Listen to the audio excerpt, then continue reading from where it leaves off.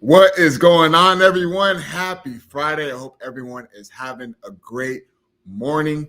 Lakers are back home against the Milwaukee Bucks. That's right. Giannis Antetokounmpo is here in LA. Can the Lakers get back in the winning column?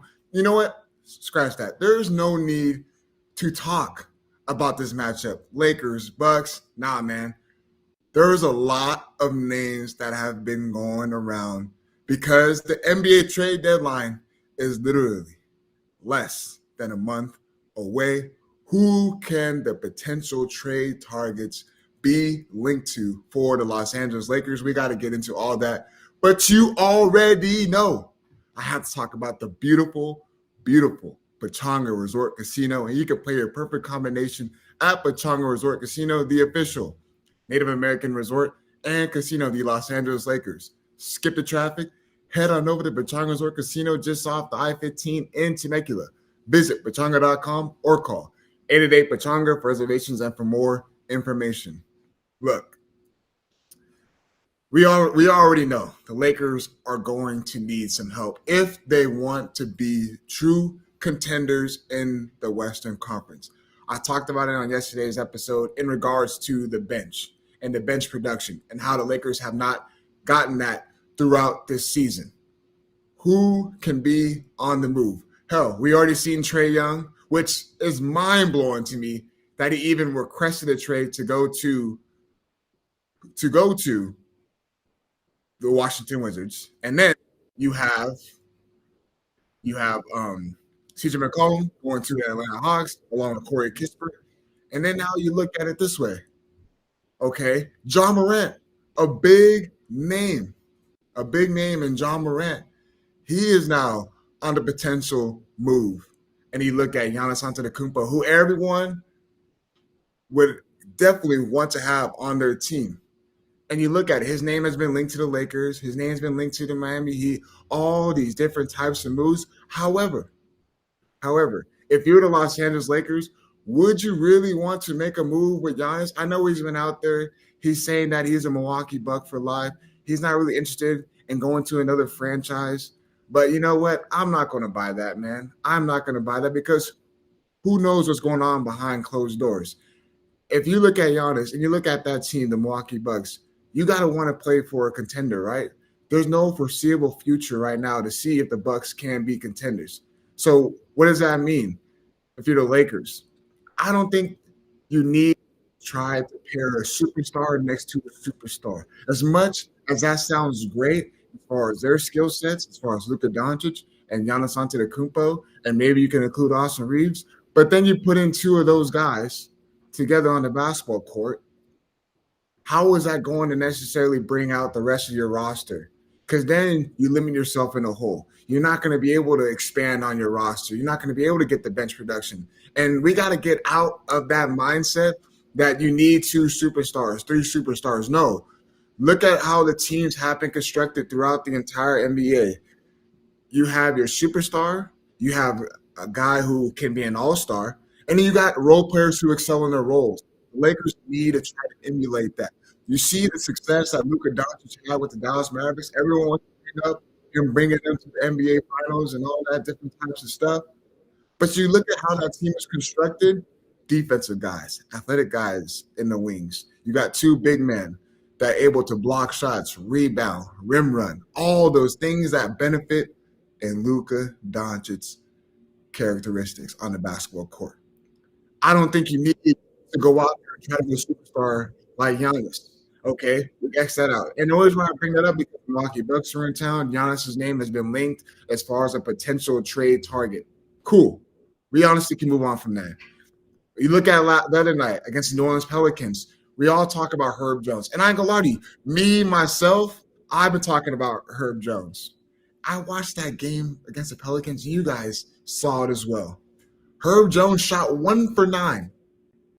1 for 9. I know he's supposed to be mainly a defensive guy. He's supposed to be a guy to be able to switch 1 through 5, get in the passing lanes, keep a lockdown defender. However, when you watch that game that he had against the Lakers, let me tell you something. It was not good. And I don't think he is worth draft picks at this point right now. Herb Jones is not worth draft picks right now, especially what we witnessed on that game the other night. And then you go down the list. Keon Ellis, a guard for the Sacramento Kings, 3-and-D guy. He's not really having the most efficient season so far with the Sacramento Kings. But hold on. The Sacramento Kings are a dumpster fire right now.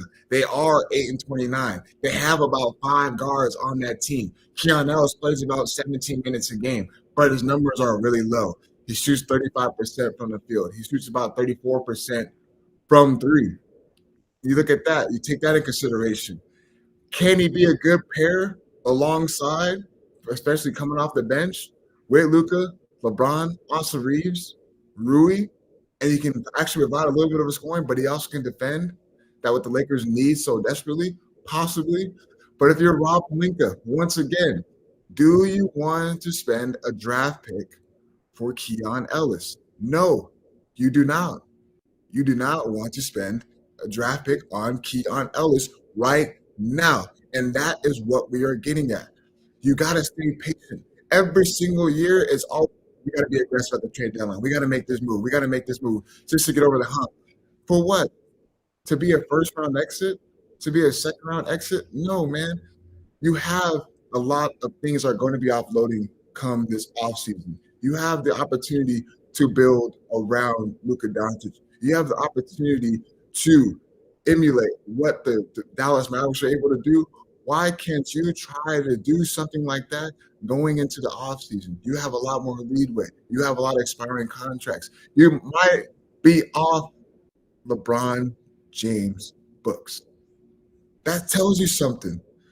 And I'm not saying that the Lakers can make a move and they can compete, but it's not likely just with this way this team is constructed that a move like that is going to get them into championship level contention. I'm sorry, we have to be realistic. And you look at their draft picks at they have a 2026 first round. They have a 2028 first round, 2030, 2030. Cool. You can go on down the list. But teams are going to just want more than just one pick. They might want 2. And then you see who what else would they want to acquire from this Lakers roster. Dalton Connect. We see how a season has been going on. Teams are probably not going to be interested in the Dalton Connect market. And it's okay because he played himself out of that market. So there's no one else on this team that teams and different organizations are going to want to buy in. So we have to understand that ourselves. We'll talk a little more about this, but I have to let my partner Pachanga give you guys a quick word. At Pachanga Resort Casino, you can rock and roll, sip and slide, twist and shout. Play your perfect combination at Pachanga Resort Casino, official Indian gaming sponsor of the Lakers.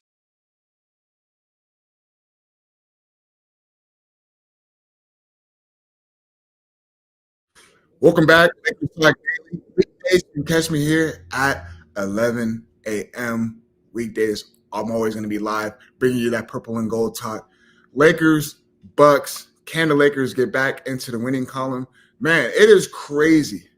And it's always this time around where you know that there's going to be a move that you'd be like, what the hell? I was not expecting that. And now you look into the Ja Morant market. I kind of want to spend a little bit more time on this. The Ja Morant market. I want you guys to understand that there's no need, and I know his name's not really linked to the Lakers. His name is more linked to the Clippers, the Miami Heat, teams like that. But you see his production and how he's been this season for the Grizzlies. Ja Morant is the least efficient jump shooter this year. He is the least efficient jump shooter this year in the NBA. There's no need. I'm telling you right now, there's no need to try to get a superstar and try to pair another superstar next to Luka Doncic. No, no, no, absolutely not. Honestly, the Lakers just need to play their cards out. You have what you have. This is how your roster is constructed. I do not believe that there's a move right now that can necessarily get them over the hump. And we just have to be honest. I don't see them beating Oklahoma City Thunder in a 7-game series. I don't really see them beating. I mean, look, they've beaten the Spurs. The Spurs have a 2-1 season series lead on them. But when it comes down to 7-game series, I feel like that athleticism, that younger talent, at some point is going to separate themselves from a lot of these teams in the NBA. And man, it sucks because this is where the Lakers are at right now. But we got to be excited for the offseason. And that's what we all need to remind ourselves. So you talk about this game tonight with the Milwaukee Bucks, and you see how the Lakers need to get back into the winning column. Yes, they so desperately need to. Injuries, understand that. Austin Reeves still being out, Rui Hachimura still being out.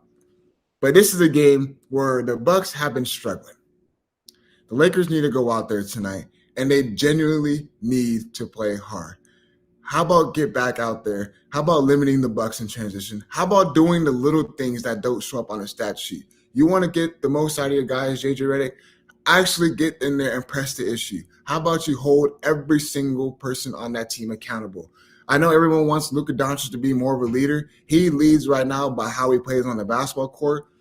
But right now, this Lakers defense has to improve. I'm sorry. Lakers defense needs to improve. No more of getting blown by. No more of just putting your hands up and putting the blame. DeAndre Ayton, wake your ass up, big fella. It's time for you to demand the ball. Like you said, you wanted the ball in your hands? You want more touches? Well, how about you do the things to put yourselves in the right spot to be successful on the basketball court? There's no need for you to be the last man running down the lane. Hey, Luka Doncic, slow down. Let's get more of an offensive rhythm. Let's not be stagnant on the basketball court. Let's actually get a lot of touches, paint touches. Lakers have success when they do what? Get to the free throw line. How about you stick to that in your bread and butter? Not every single shot necessarily needs to be a step back jumper. For LeBron James, look, man, there's no need for you to settle as well. You can actually get to the free throw line. I know you haven't really been that great of a free throw shooter, but the Lakers need to do things, the reason why they have a top 4 record in the NBA. Do those things. Do those things that bring you success on the basketball court. Now I'm about to bring in my guys, Graham Metzger, Parker Bell. They're going to talk to all of us about what's going on in the Lakers Twitter, Lakers community. Also, I thought we'd like a little game as well. Yeah, it's funny you mention it. So I think you put it best here on this episode, DeAndre. There really is nothing that the Lakers can do when it comes to big splashes, right? A lot of names in the chat, such as Herb Jones and Keon Ellis, and I think we're just hammering down on that. So what we wanted to do back here was just remind everybody of the good times. Maybe some not good times, but we wanted to ask everybody to just name the most random Lakers players. So why don't we just kind of read off some of these names so people who are watching can just remember some of these. All right, so I'll hit you with this one. Ramon Sessions, baby. Oh, Ramon Sessions. You know what's crazy? A Ramon Sessions highlight reel popped up on my TikTok, and low-key, Ramon Sessions was low-key a bucket. I remember him specifically on 2K. He was actually one of the best players. Like, low-key, he was nice. But I got one for you right here. And I always got to go with my guy from the Republic of Congo, my boy DJ Benga, man. Come on now, DJ Benga. I know he didn't play much, but he was just always around. He's a good guy, locker room guy, like Cappy likes to say. We got Bergie and Carlos Isu also in the chat. Of course, friends of the station, not just friends of the station, but integral parts of the station. And here's Carlo with a great poll, the Curry stopper. Marcelo Huertas, baby. Huertas, man. Oh my goodness. I ain't gonna lie to you. I love those little no-look passes that my guy was doing on the pick and roll game. I got one for you. My boy Andrew Gowlock. What do we call him? The mini Mamba, baby. Come on now. It's great. Listen, just everybody's kind of coming in here and putting out some former Lakers. So the more you got, keep hitting them with us. I love this. I'm seeing Carla with them benga, benga, benga. Greg, I saw a really deep poll earlier today. I think he said George Lynch. I mean, we start getting to that era, Lakers, we can go on forever. Remember like the Devin Ebanks, the Earl Clark. Xavier, the truth. I mean, he was literally out there hooping, and ever since then, you haven't really heard much of Xavier Henry. What's funny though, Deondre, about mentioning all these names, and I think the conversation around trades, that was the whole point of this episode, was just to get down into the nitty gritty of who the Lakers can trade for. At this point, it is a lot of just random role players. So when you're looking around the league and you see guys like Giannis, that's really all the Lakers can do at this moment. Because like you said, DK in a second sometimes isn't speaking as much volumes as maybe it did when he was just drafted. So where the Lakers go, who knows? But I think if you guys have any opinions and thoughts, just keep hitting them in the chat, because you guys can tweet at us on ESPN Los Angeles. You can tweet at me at DCashMoney01. If you see a potential trade target who the Lakers should get, I promise you we will respond. We're open to all the comments and stuff like that. But sorry to say this is all the time that we have. Lakers, Bucks. Hopefully the Lakers can come out with the W. It's going to be a tough one, especially when Giannis Antetokounmpo is on the basketball court.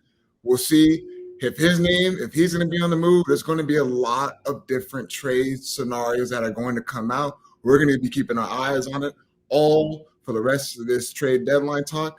As always, for me, my guys, Parker Bell, Graham Metzger, shout out to my boy John Martin in the back. As always, I appreciate you guys tuning in.